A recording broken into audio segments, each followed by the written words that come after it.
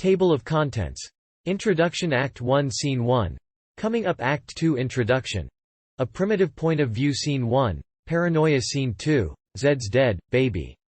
Zed's Dead. Scene 3. Time Scene 4. Mind Control Act 3 Scene 1. The Comedown Introduction plus 0-100. Snorted 32 mg, 0.213 mg per pound. 2 CT7 plus 0.04. Nose burns, eyes water plus 0.10. Quick rush up, nausea plus 0.15. Visuals are bright, confusing, and rainbowy. Plus 0.30 to 3 o'clock. Peaking all sensory input is confusing if even existent.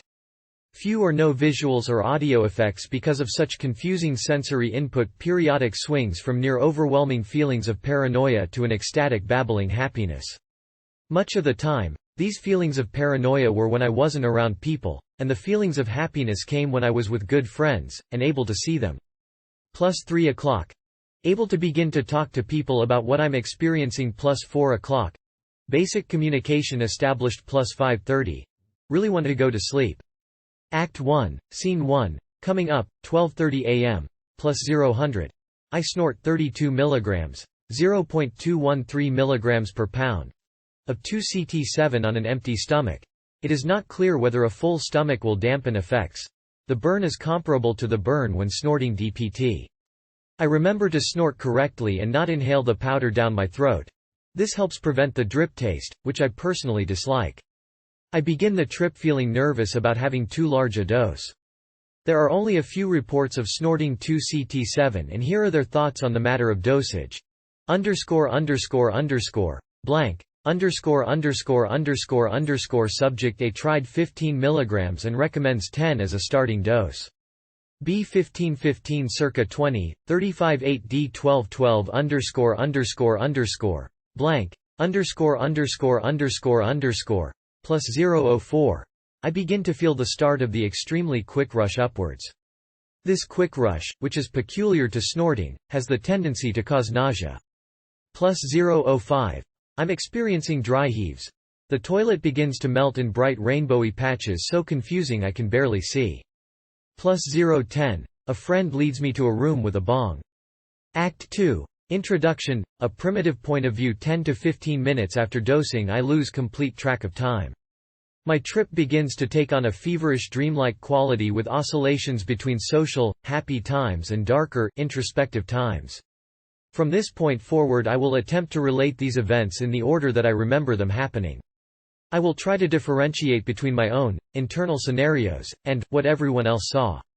Act 2 is a collection of 5 scenes that each relate a different scenario that played through my head during the 2.5 to 3 hour peak. I am led into a social room with a large bong circulating.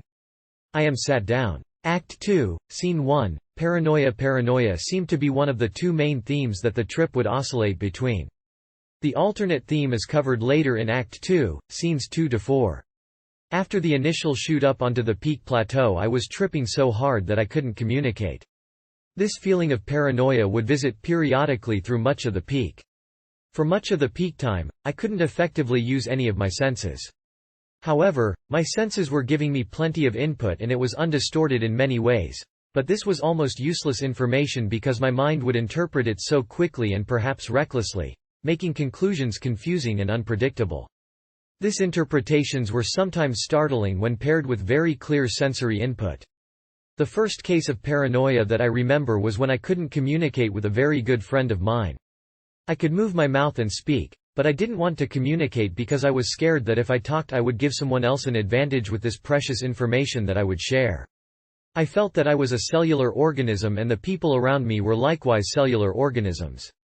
To share information was going to dry out my cell as if I would lose H2O at the same time. This was a very scary, competitive environment to be in for a while. I would be walking around and then suddenly I would be surrounded by a swarm of smiling red-faced people that I didn't know. I then come upon the realization that I could function in a social group and within these groups there are things such as sharing, trust, safety, and compassion. This would often be the realization that would bring me back to happier, more social times with friends. Act 2, Scene 2, Zed's Dead, Baby. Zed's Dead. This scene is characterized by my lack of communication with my surroundings. The things that come to mind is particularly obvious to me that I would not have thought of if I were not tripping. These are not ideas that I agree with or even agreed with while tripping. These ideas were my environment as I tripped and as such weren't debatable. I will narrate the rest of this scenario through my eyes as I tripped. A cattle-like man with bulging muscles is sitting on his chopper as the exhaust pipe is chugging and blowing smoke. He is an efficient machine. A large and raw, no-skin cattle muscle is in some sort of machinery and it is efficient. Pain has nothing to do with efficiency or logic. The efficiency of this machine cannot be argued. But even though there are many people who benefit and live easier because of this machine, there are those who are the muscle. These cattle provide the necessary balance for all of the good times that are had by their counterparts who live the good life, and who promote efficiency. A large bong lands in my lap. I take a big hit. I am taking a hit off of the tailpipe of a Harley. The raw cattle muscle begins to get dirty and sooty from my tailpipe smoke. I think that I might be dirty, sooty, and efficient, in some mechanical way. I am the Harley rider, taking hits off of a chopper bong, getting my efficient, ripped, skinless cattle muscles sooty.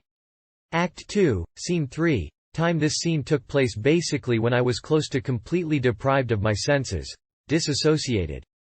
As time went on, many different thoughts would pop up into my mind and I would immediately start following logical paths from these different original thoughts, which were probably initiated by sparse sensory input. Quickly making logical conclusions, arguably assumptions, would lead to further simplifications. These simplifications would probably not be possible without the speedy and relentlessly numbing mentality available on 2CT7.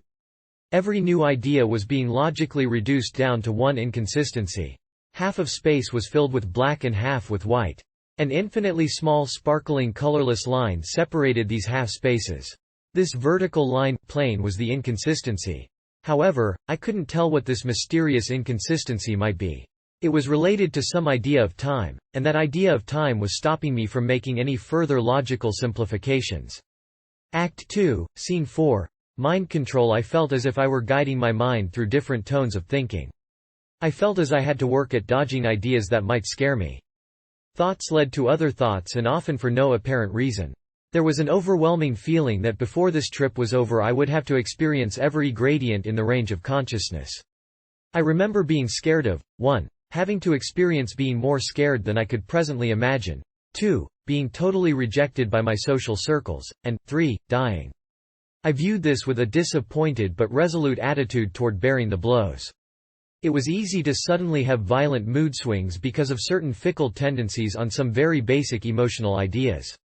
I would be following an enjoyable train of thought. I could change a small idea in a concept fundamental to that train of thought. This small change would change the overall composition of the entire thought so that it might no longer be enjoyable. These rules that I am thinking about and now writing down were just rules by which I remember thinking as if by reflex while tripping through the peak. Needless to say, I didn't have much control over where my mind would go, and I'm glad that I was mostly around people that I really trust and enjoy because most references, social, logical, temporal, and sensory, were unavailable. Act 3, Scene 1. The comedown. After 4 hours of tripping I was able to effectively communicate with the people around me. Before this I could only mumble and speak incoherently. Very tired and mildly irritable, I lie down and try to fall asleep. My body feels worn and tingly. I took 9 mg of melatonin to fall asleep. This 32 mg dose of 2CT7 was extremely intense and I recommend snorting 8 mg for a reasonable, enjoyable trip.